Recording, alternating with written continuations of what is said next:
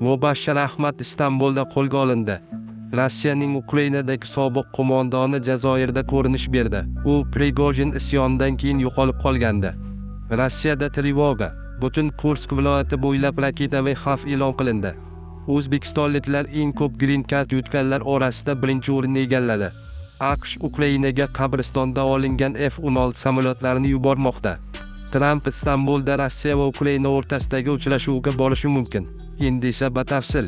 Mubashshir Ahmad Istanbulda qo'lga olindi. Azon Global axborot tahliliy portali asoschisi Mubashshir Ahmad Istanbulda qo'lga olindi. Azon Global portalining ma'lum qilishicha, u 2025-yil 8-may kuni Istanbulning Baxchi shahar mavzesidagi uyidan gumonlanuvchi sifatida olib ketilgan. Shu kunning o'zida advokatlari ishtirokida dastlabki surishtiruv o'tkazilgan. O'sha kuni advokatlarga bildirilgan oxirgi ma'lumotlarga ko'ra, surishtiruvdan so'ng Istanbuldagi deportatsiya markaziga o'tkazilishi 9-may juma kuni u yerdan qo'yib yuborilishi kerak edi.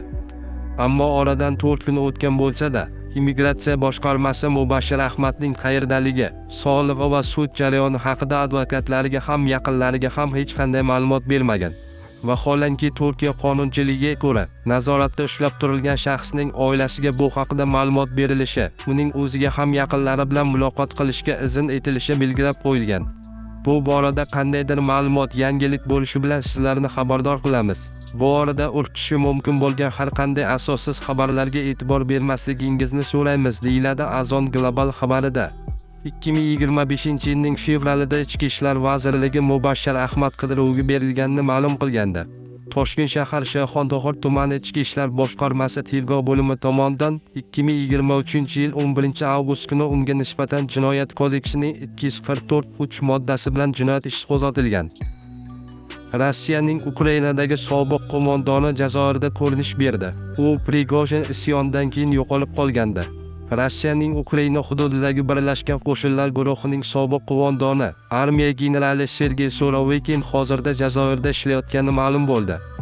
Bu haqda harbiy mavzularni yoritib boradigan Telegram kanallar xabar bermoqda.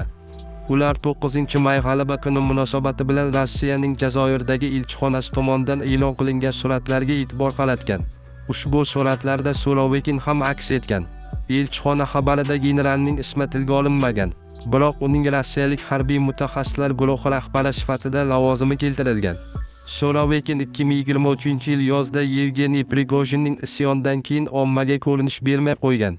Ommaviy axborot vositalarida general isyonda oldinroq xabardor bo'lgani, shuningdek uning hibsga olingani haqida mish-mishlar tarqalgan edi. Ushbu ma'lumotlar rasman tasdiqlanmagan. Surovikin 2022-yil oktyabrdan 2023-yil yanvarga qadar Rossiyaning Ukrainadagi Birlashgan Qo'shinlarni boshqargan. Xususan uning rahbarligi ostida rossiyalik harbiylar Xersonni tashlab Dneprning harbiy qirg'og'iga chekingan. 2025-yil fevralda Rossiya Davlat dumasining mudofaa bo'yicha qo'mitasi a'zosi Viktor Sobolev Surovikin Afrika davlatlarining birida harbiy maslahatchi sifatida ishlayotganini ma'lum qilgan edi. Rossiyada trevoga. Butun Kursk viloyati bo'ylab raketaviy xavf e'lon qilindi. Bu haqda hududiy operativ shtab Telegram kanalida xabar berildi. Kursk viloyati, raketaviy xavf. Agar siz uyda bo'lsangiz, oynasiz, mustahkam devorli xonalarga, koridor, vanna yoki omborxonaga yashiringaningiz ma'qul.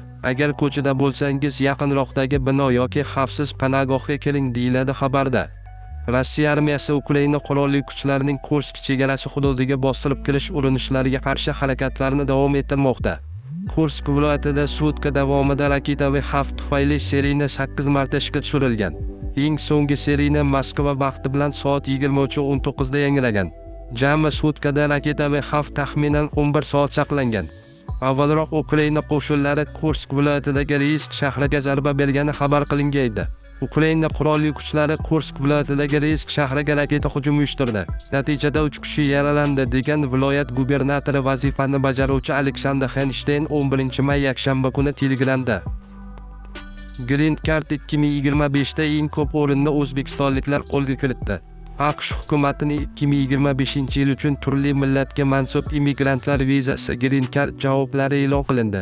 Dunyo bo'ylab 55 ming kishiga beriladigan ushbu lotereya yutug'ining 5,5 mingdan ziyodrog'i o'zbekistonliklarga chiqdi. Kentukki shtatining Williamsburg shahridagi Kentukki konsullik markazi Divi 2025 dasturi g'oliblarini ro'yxatdan o'tkazdi va ro'yxatni e'lon qildi. Turli millatlarga mansub lotereya dasturi immigratsiya va fuqarolik to'g'risidagi qonunning 203 bo'limi shartlariga muvofiq o'tkazildi.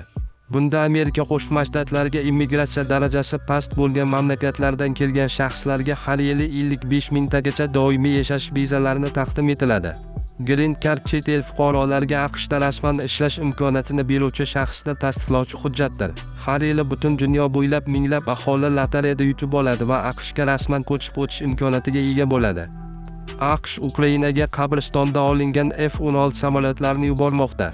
AQSh Ukrainaga xizmatdan chiqarilgan va parvozga yaroqsiz F-16 samolyotlarini yubormoqda. Qiruvchilar Arizona shtatining Davis Monthan havo bazasidagi Bonnyard aviatsiya qabristonidan olib, ehtiyot qismlar sifatida Ukrainaga jo'natilyapti. AQSh harbiy havo kuchlari vakiliga ko'ra, bu samolyotlar 309 aerokosmik texnik xizmat va tiklash guruhiga tegishli bo'lib, ulardan ajratilgan detallar Ukrainaga Yevropa mamlakatlari tomonidan yetkazib berilgan F-16 qiruvchilarini jangovar holatda ushlab turish uchun yordam beradi. Biroq havo bortlari, dvigatel va radar kabi qimmatli qismlardan allaqachon mahrum bo'lgan. Bu samolyotlar butunlay faoliyatdan chiqarilgan. Ularni jangovar holatga qaytarib bo'lmaydi, deydi havo kuchlari vakili. AQSh Davlat departamenti qudratli Ukraina Yevropada siyosiy barqarorlik va iqtisodiy taraqqiyotni ta'minlash uchun muhimligini ta'kidlab, mazkur yordam mamlakat tashqi siyosat maqsadlariga mos tushishini aytdi. Tramp Istanbulga Rossiya va Ukraina o'rtasidagi uchrashuvga borishi mumkin. AQSh prezidenti Donald Tramp Rossiya va Ukraina vakillari o'rtasida uchrashuvlar bo'lib o'tishi mumkin bo'lgan Istanbulga tashrif buyurish imkoniyatini ko'rib chiqayotganini ma'lum qildi. Bu haqda u Oq uydagi jurnalistlar bilan o'tkazilgan brifingda ma'lum qildi. Men Rossiya va Ukrainaning Istanbuldagi uchrashuv o'tkazilishini talab qildim va u albatta bo'lib o'tadi. Bu juda muhim. Menimcha payshanba kuni Turkiyada Rossiya va Ukraina o'rtasida bo'lib o'tadigan uchrashuv natijalari ijobiy bo'ladi.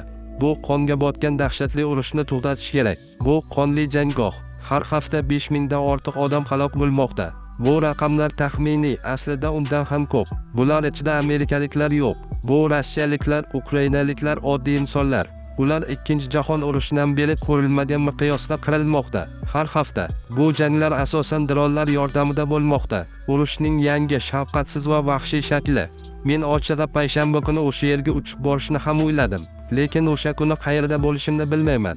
Yaqin Sharqda juda ko'p uchrashuvlarim bor. Agar bu foydali bo'lishiga ishonch hosil qilsam, albatta uchaman. Chunki biz har hafta 5000 hayotni saqlab qolishimiz mumkin, balki undan ham ko'proq. Holat bundan ham battarroq, dedi AQSh prezidenti Donald Tramp.